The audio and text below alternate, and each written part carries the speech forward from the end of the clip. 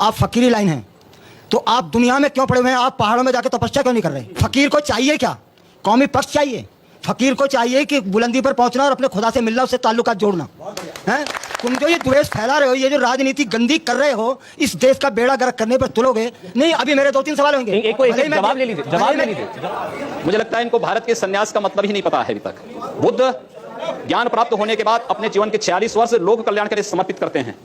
इस देश के अंदर ऋषि परंपरा राष्ट्रीयता के लिए समर्पित रही है, और हम भी भारत की इसी राष्ट्रीयता को समर्पित होकर के राजनीति को एक मंच बना करके कार्य कर रहे हैं, जहां पर भारतीय राष्ट्रीयता का गला दबाने का कार्य हो रहा है। उन गला दबाने वालों को दरकिनार करने के लिए उस मंच के रूप में हम लोगों ने इस राजनीति को स्वीकार किया है।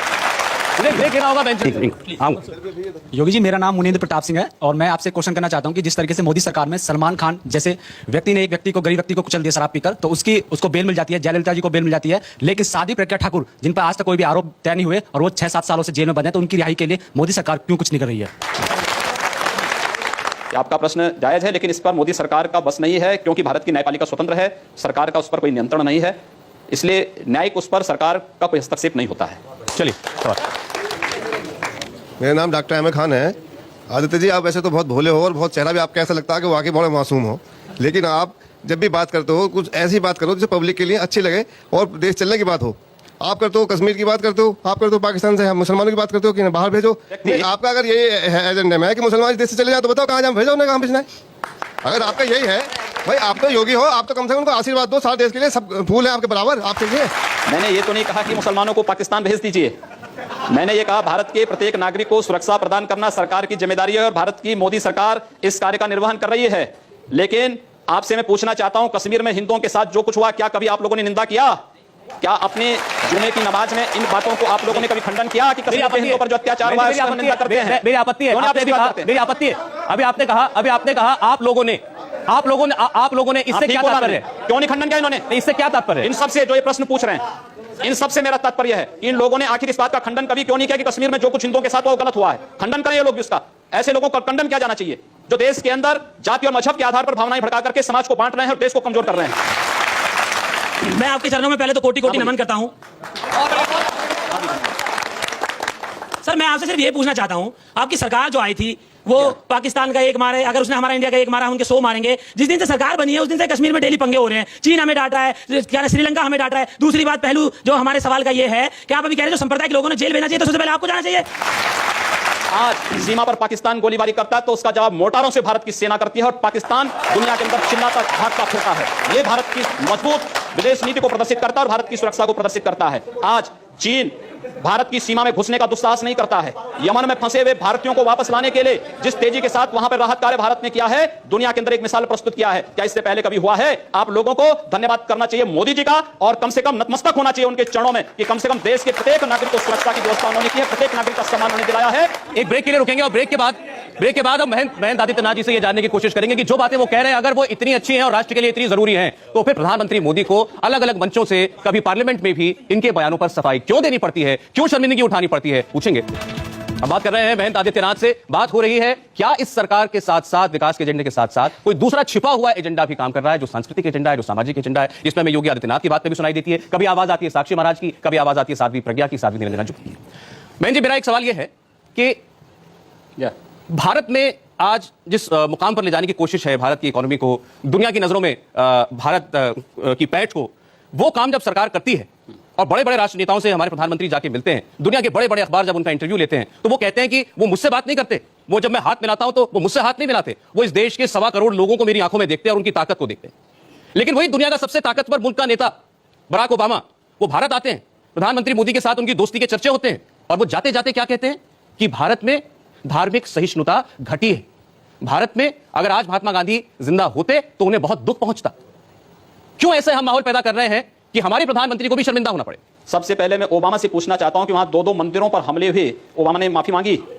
दूसरा प्रश्न ये कि सबसे अधिक नस्ली भेदभाव तो अमेरिका के अंदर होते हैं और उस नस्ली भेदभाव की उपज ही है ओबामा।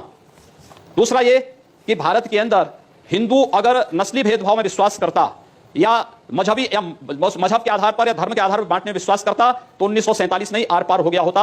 हिंदू से बड़ा सहिष्णु कोई नहीं। और हिंदुस्तान में अगर सेकुलरिज्म जिंदा है तो इसलिए क्योंकि हिंदू बाहुल्य भारत है, बहुसंख्यक यहाँ का हिंदू है, इसलिए है। हमें इसको भी स्वीकार करना चाहिए। इस बार मैं आपको प्रधानमंत्री के बयान सुनाता हूं, और अब आप ये बताइए कि प्रधानमंत्री को ऐसा क्यों कहना पड़ा, बार बार ऐसा उनको क्यों कहना पड़ रहा है? सुनते हैं। ठीक बात है। किसी को भी कानून हाथ में लेने का अधिकार नहीं होता है, किसी को भी संप्रदाय के आधार पर किसी के साथ डिस्क्रिमिनेशन करने का अधिकार नहीं होता है। मेरी जिम्मेवारी है, सरकार में बैठा हूं, सरकार कैसे चलेगी उसकी जिम्मेवारी है। और इसलिए मैं आपको कहना चाहता हूं, और मैं बार बार कहता हुआ आया हूं, संप्रदाय के नाम पर अनाप शनाप बातें करने वालों को कहना चाहता हूं, हम एक रूपता के पक्षकार नहीं है, हम एकता के पक्षकार है। और सभी संप्रदायों का फलना फूलना ये भारत की धरती पर ही संभव होता है। ये भारत की विशेषता है। देश संविधान की मर्यादाओं के बाहर नहीं चल सकता है। ये बातें उनको इसलिए कहनी पड़ी क्योंकि ऐसा माहौल बना कि सरकार और अगर सरकार नहीं तो पार्टी से जुड़ी, संघ से जुड़ी कुछ ऐसे संगठन हैं जो लगातार इस प्रकार के एजेंडे को आगे बढ़ा रहे हैं, जिससे विद्वेष फैल रहा है समाज में।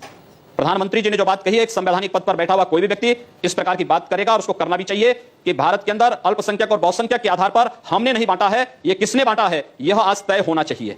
इस देश के अंदर आखिर अत्याचार और शोषण कहां से प्रारंभ होता है, यह भी तय होना चाहिए, और इस पर निष्पक्ष चर्चा इस पे होनी चाहिए। आखिर इस देश के अंदर हिंदू बहुसंख्यक है, लेकिन निकाला जाता है भारत के अंदर, खाना बदोश की जिंदगी वो जीने के लिए मजबूर होता है।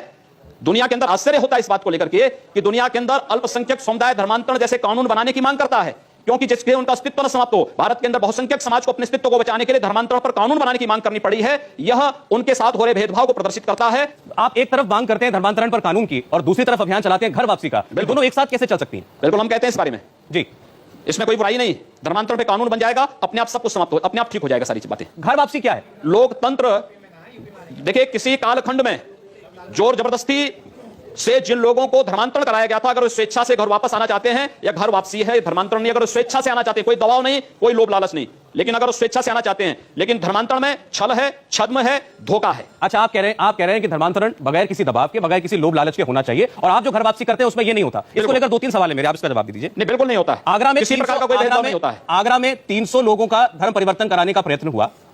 आप गलत बोल रहे हैं। देखिए, आगरा में कोई भी किसी प्रकार का कोई धर्मांतरण ना हम लोगों के संगठन ने किया था, ना हम लोगों की किसी संस्था का उसमें कोई योगदान था। जी, अब आप बड़ी आसानी से बच के निकलना चाह रहे हैं बहन जी, मामला समाप्त आसानी से नहीं। हाँ, हम लोगों ने अलीगढ़ में कार्यक्रम की तैयारी की थी, प्रशासन ने मना किया, हम लोगों ने कार्यक्रम रोक दिया। जी, हाँ। आगरा के 300 लोग थे जो कि नमाजी टोपी बांधे हुए वहां पर बैठे हुए थे, और हवन हो रहा था, टीका लगा हुआ था। उसके बाद ये कहा गया कि इनका धर्म परिवर्तन कराया जा रहा था, और ये स्वेच्छा से कराया जा रहा था। अगले दिन वो क्या बयान देते हैं? परिवर्तन नहीं, वो घर वापसी चाहते थे। घर वापसी चाहते थे। उन्होंने घर वापसी कहते हैं, लोग धर्म परिवर्तन कहते हैं। उन्होंने स्वयं मंदिर भी बनाया वहां पे। उन्होंने अगले दिन ये कहा कि हमें तो ये कहा गया था कि तुम्हें राशन कार्ड और आधार कार्ड मिलेंगे। ये प्रलोभन नहीं है? आप मुझे बताइए, उत्तर प्रदेश में सरकार किसकी है? क्या भाजपा की सरकार है? जब उत्तर प्रदेश में राज्य सरकार के अंतर्गत राशन कार्ड, आधार कार्ड आता है, तो राज्य सरकार इसको बनाती है। जब भारतीय जनता पार्टी की सरकार नहीं, तो भारतीय जनता पार्टी क्या लालच उसमें देगी? एक व्यक्ति है, बात पुरानी होगी लेकिन आप जरूर जानते होंगे, राजेश्वर सिंह जी। ये एक संस्था चलाते थे, धर्म जागरण समन्वय समिति, और ये बहुत सुर्खियों में रहे यही धर्म परिवर्तन घर वापसी के मुद्दों को लेकर के। मैं आपको इनका बयान सुनाता हूं जो अखबार में छपा, जिसका खंडन नहीं हुआ। इन्होंने कहा, हर महीने 50 लाख रुपए का खर्च है 1000 परिवारों का धर्म परिवर्तन कराने का।